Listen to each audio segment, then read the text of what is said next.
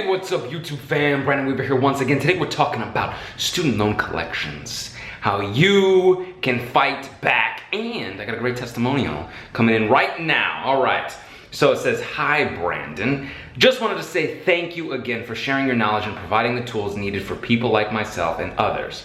I've been using your letters and being persistent and fighting, and although I have more fighting to do, my credit score has increased 100 points. Woohoo! I say woohoo at the end.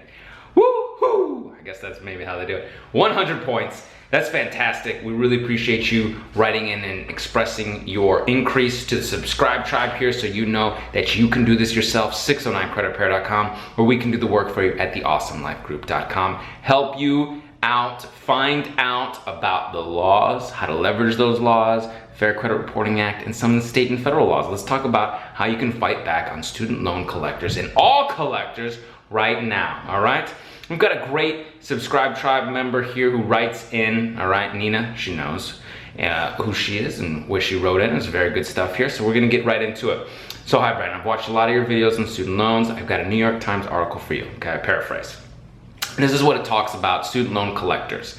The creditor is not licensed to do business in the jurisdiction, okay?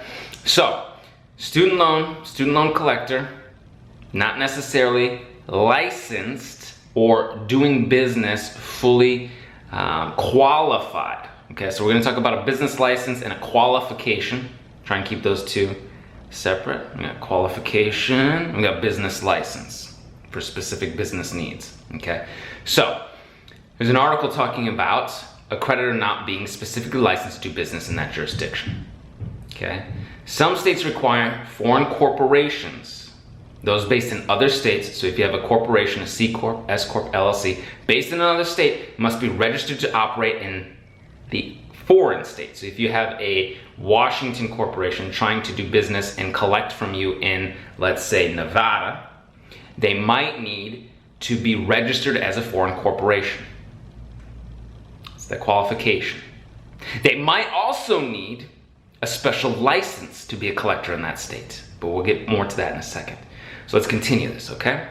Failing to do so may prevent creditors, collectors, from using local court system. In New York, a judge dismissed 4 lawsuits brought by securitized investment trusts owned by Navient. Okay, they've securitized the debt, they're selling it around. We can get more into that in another video. But by Navient, because the trusts were not registered to do business in the state, plaintiff lacks capacity to sue. He wrote in one of the rulings, SLM Education Financial Corp versus Gray. Okay, so SLM Education Financial Corp versus Gray. So in this case, Gray, whomever Gray is, which I'm glad it's just one name. We don't want to be putting people's information out there, okay? They were trying to collect, they're trying to sue, they're trying to use the court system. You know what? A New York judge says, you're not foreign qualified here. You're not registered to do business here. We can't even look at you as an entity here. So our courts for your business are not available, which would then lead you to believe that if they're not able to do business there, they're not able to collect in the courts, how could they collect from you? Yes, same thing with the business license. Some states, I'm not gonna say all of them because not all of them do. I've looked into the 50 states and some do and some don't.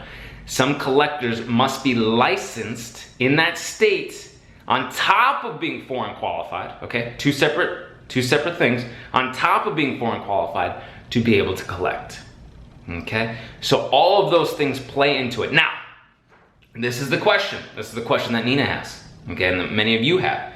How can you find out if the collector is compliant and registered to operate in your state?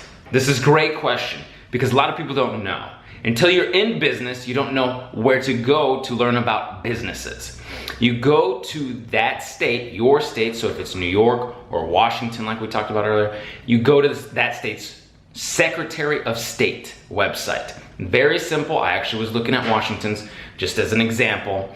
Went to the Secretary of State. I was like, okay, look, let me see if I can find one of these collectors. And I put in their information and it brings up a bunch of LLCs and S Corps and C Corps with that name and similar names. And you can see where they're registered. They're registered in Delaware, Nevada, Washington, New York, wherever. And you can see.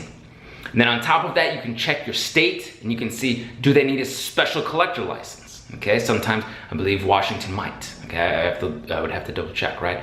It's not the state that I'm in. Washington's not the state I'm in, but just an example. So not only will they have to be foreign qualified for like a New York or Washington or Delaware, they would have to have the special license for the Washington, New York, or Delaware, wherever they're trying to collect on you. On top of being inside the statutes of limitation. So all of that goes into it. These are the laws that you can utilize on top of your Fair Credit Reporting Act laws. Getting the verification, getting the validation, getting the information under 609, 611, 1681, Section 604. All of that is available to you in our Beyond Committed package, 609creditrepair.com, or we can do the work for you at theawesomelifegroup.com. I'm so very glad that you're here. Hit that subscribe button and the bell for notifications if this video helped you out, which I'm hoping it did. Please give a thumbs up, and until I see you in person, I will see you on the other side. Take care.